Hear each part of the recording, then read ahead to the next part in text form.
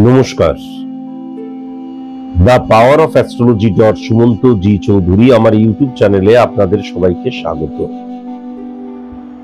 আমি এখন আলোচনা করব বৃহস্পতির যে ট্রানজিট মিথুনের ঘর থেকে বুধের ঘর থেকে কর্কটের ঘরে চন্দ্রের ঘরে পদার্পণ করেছে বৃহস্পতি। বৃহস্পতির এই ট্রানজিট 12টি রাশির ক্ষেত্রে, প্ল্যানেটরি পজিশনের ক্ষেত্রে, নাক্ষত্রিক দিক দিয়ে মারাত্মক প্রভাব বিস্তার করেছে। এই সাবজেক্টটাকে নিয়ে অনেক আগে আমার আলোচনা করা উচিত ছিল, কিন্তু আমি অত্যন্ত বিজি থাকার জন্য, আমার চেম্বার চলছে, তাছাড়াও আমার যেহেতু আমন্ত্রিত চেম্বার থাকে, তাই জন্য আমি অত্যন্ত বিজি ছিলাম বলে আলোচনা করতে পারছিলাম না। অনেক আগে আলোচনা করা উচিত ছিল। এখন খুব ভালো মতন যদি দেখা যায়, আমরা যদি অন্যান্য একটু অ্যাস্ট্রোলজারদের দিকে তাকানো উচিত, প্রত্যেকের কথাই তো শোনা উচিত, কিন্তু আমি যেটা লক্ষ্য করতে পারছি যে এই যে বৃহস্পতি 18 অক্টোবর রাত 9:39 এই যে কর্কটের ঘরে এসছে, এই যে চন্দ্রের ঘরে এসছে, এই ট্রানজিট নিয়েই সবাই আলোচনা করছে। আলোচনা তো করা উচিত, কিন্তু তার সাথে সাথে এটাও মাথায় রাখার প্রয়োজন যে 12ই নভেম্বর থেকে আমাদের বৃহস্পতি আবার কিন্তু বক্রী হতে শুরু করছে। বক্রী মানে কি আমি বহুবার বলে বুঝিয়েছি, এবং এক্সাম্পল দিয়ে আমি বুঝিয়েছি, আজকের দিনে বোঝাবো না। শুধু এইটুকুই বলবো যে আপাত দৃষ্টিতে মনে হয় যেন কোন গ্রহ পেছন দিকে চলতে শুরু করছে, পেছন দিকে পিছোতে শুরু করছে। বক্রী মানে এটাই মনে হয় আপাত দৃষ্টিতে। সুতরাং 5 ডিসেম্বর যদি লক্ষ্য করা যায়, তাহলে কিন্তু যে বৃহস্পতির ট্রানজিট হয়েছিল কর্কটের ঘরে, সেই কর্কটের ঘর থেকে বৃহস্পতি আবার কিন্তু মিথুনের ঘরে কিন্তু চলে যাবে। এই যে কয়েকটা দিনের জন্য বৃহস্পতির আগমন, এই কয়েকটা দিনের জন্য বৃহস্পতির আগমন কিন্তু প্ল্যানেটরি মারাত্মক প্রভাব ফেলে যাবে। বিশেষ করে কিন্তু নভেম্বর, ডিসেম্বর এবং 2026 পুরোটা।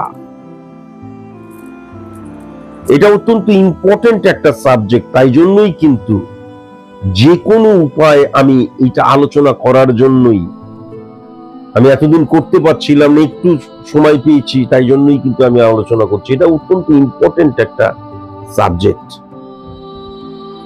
আমি এখন আলোচনা করব মকর রাশির এই যে বৃহস্পতির যে ট্রানজিট হয়ে যাওয়া, সেটা মকর রাশির উপর কি ধরনের প্রভাব বিস্তার করছে। প্রথমেই যেটা লক্ষ্য করা যাচ্ছে যে লগ্নকে 1 নাম্বার ঘরকে শনি হিট করছে, এবং বৃহস্পতির এই যে ট্রানজিট, সেটা কিন্তু শনিকে উচ্চস্থ করে দিচ্ছে। তার কারণ শনির 3টে দৃষ্টি, 3, 7, 10, 3 নম্বর ঘরটাতে কিন্তু শনি যেহেতু কর্ম এবং কর্মফলকে রিপ্রেজেন্ট করে, তাই জন্য শনির 3 নম্বর ঘরটা ইম্পর্টেন্ট ফ্যাক্টর কি হয়ে যাচ্ছে, বৃহস্পতির ঘর, মিনের ঘর। সেক্ষেত্রে বৃহস্পতি উচ্চস্থ হচ্ছে এবং শনি এবং বৃহস্পতির সুসম্পর্ক কিন্তু সৃষ্টি হচ্ছে। এর ফলে মকর রাশির জাতক জাতিকাদের উপর প্রভাবটা অত্যন্ত পজিটিভ ভাবে পড়বে। এবং যদি আমি 12টি রাশির ক্ষেত্রে লক্ষ্য করি, তাহলে মকর রাশির ক্ষেত্রে আমি যেটা দেখতে পাচ্ছি, ডিসিপ্লিনের জায়গা, নিয়মানুবর্তিতার জায়গা, ডেডিকেশন, ডিভোশন, ডিটারমিনেশনের জায়গা। সেক্ষেত্রে কিন্তু আমি লক্ষ্য করতে পাচ্ছি বাস্তব বোধের জায়গা, কমিউনিকেশনের জায়গা। মকর রাশির কিন্তু অনেক উচ্চস্থ হয়ে গেছে 18 অক্টোবরের পর থেকে, যার রিফ্লেকশনটা নভেম্বরে, ডিসেম্বরে এবং পুরো 2026-এ কিন্তু এই মকর রাশির জাতক জাতিকারা বুঝতে পারবে। ইম্পর্টেন্ট ফ্যাক্টর, বৃহস্পতি যে চন্দ্রের ঘরে এসছে, যদি মকর রাশির সার্বিক আলোচনা করছি তো সেক্ষেত্রে যেটা দেখা যাচ্ছে সেকেন্ড হাউসে কিন্তু চন্দ্রের প্রভাব ডাইরেক্ট এসে পড়ছে। এখন শনি আর চন্দ্রের মধ্যে নেগেটিভ ইনফ্লুয়েন্স ক্রিয়েট হতেই পারতো, হচ্ছে না কেন? এই বৃহস্পতির জন্যই। এই বৃহস্পতি যখনই ট্রানজিট হয়ে গেল রাত 9:39 18 অক্টোবর, তখনই শনি যখনই উচ্চস্থ হয়ে গেল, তখনই শনি চন্দ্রের যে বীজযোগ সেটা কিন্তু সৃষ্টি হলো না। এবং তাই জন্য ডেফিনিট ভাবে কিন্তু যেটা লক্ষ্য করা যাচ্ছে সেকেন্ড হাউসটা পজিটিভ হয়ে গেল। তাহলে বৃহস্পতির এই ট্রানজিট হওয়ার জন্য সে আবার ফিরে গেলেও অর্থনৈতিক দিক দিয়ে, ফিনান্সিয়াল দিক দিয়ে সবচেয়ে স্ট্রং জোনে যে চলে যাচ্ছে সেটা কিন্তু মকর রাশির জাতক জাতিকারা।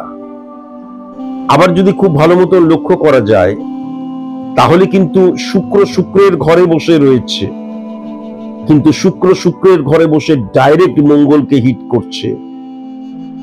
তাহলে এমন সিচুয়েশন ক্রিয়েট হতে পারে যেই সিচুয়েশনের মধ্যে দেখা যাবে আমার ফাটকা রিলেটেড জায়গা থেকে অর্থ আসবে।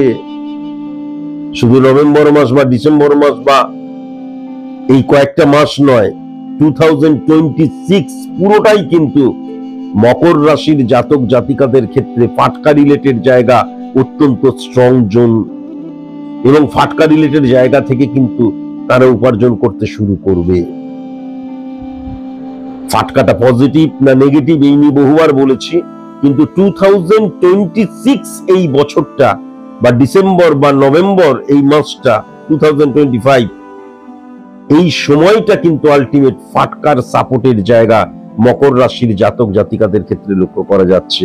ফাটকাকে বিশ্বাস করার জায়গা লক্ষ্য করা যাচ্ছে, ফাটকায় টাকা মারাত্মকভাবে ঢালার জায়গাটা কিন্তু লক্ষ্য করা যাচ্ছে। যেমন রাহু এবং যে বৃহস্পতির অবস্থান, সেই বৃহস্পতি কিন্তু আবার সূর্যের সাথে পজিটিভ ইনফ্লুয়েন্স ক্রিয়েট করছে, কিন্তু রাহুর অবস্থানটা খুব ভালো মতন যদি দেখা যায় তাহলে 12 হাউসকে হিট করছে। তাহলে বিদেশে কর্ম করতে যাব, অন্তত যদি খুব ভালো মতন দেখা যায় তাহলে আমি ওয়েস্ট বেঙ্গলে থাকি, আমি চেন্নাইতে যাব, আমি মুম্বাইতে যাব, আমি দিল্লিতে যাব। হ্যাঁ, এটা কিন্তু ক্ষণিকের বিদেশ। বিদেশ মানে কি, আমার রাজ্য থেকে ভিন রাজ্যে চলে গেলাম, সেখান থেকে আবার দূরবর্তী স্থানে চলে গেলাম।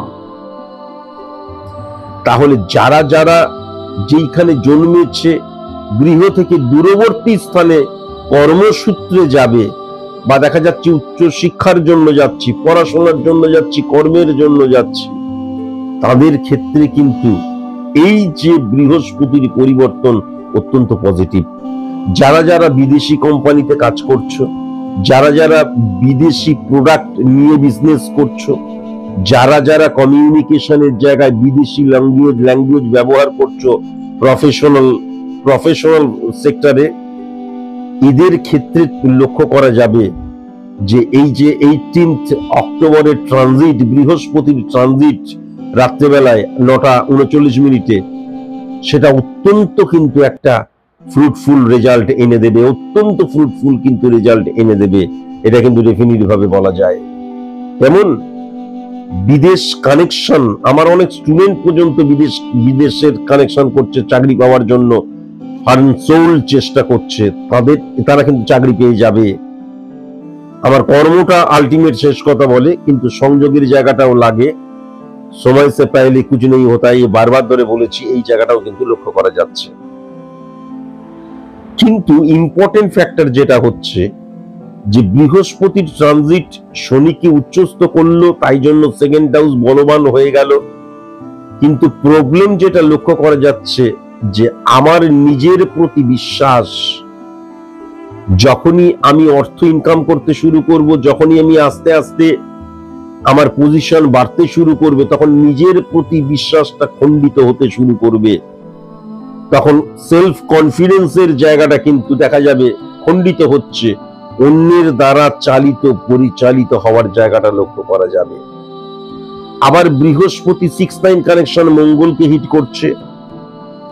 মঙ্গল এবং বৃহস্পতির অবস্থান 6 নাম্বার, 9 নাম্বার, 11 নাম্বার ঘরকে যখন হিট করে, তখন অনেক ক্ষেত্রে কি হয়, আমার প্রচেষ্টা বা আমি পারি বা আমার নিজস্ব যে আত্মবিশ্বাসের বাইরে গিয়ে তখন আমি বিশ্বাস করতে শুরু করি, হে মা কালী পাইয়ে দাও, তোমাকে আমি সোনার একটা জীব বাঁধিয়ে দেব, তোমাকে একটা সোনার নুপুর বাঁধিয়ে দেব, এহান বাঁধিয়ে দেব।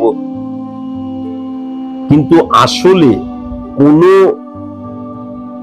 ঈশ্বর মূর্তি কাউকে কোনো কিছু পাইয়ে দিতে পারে না। তার কারণ ঈশ্বর সৃষ্টি হয়েছিল স্পিরিচুয়ালিটির জন্য, নিজেকে কনসেন্ট্রেট করার জন্য।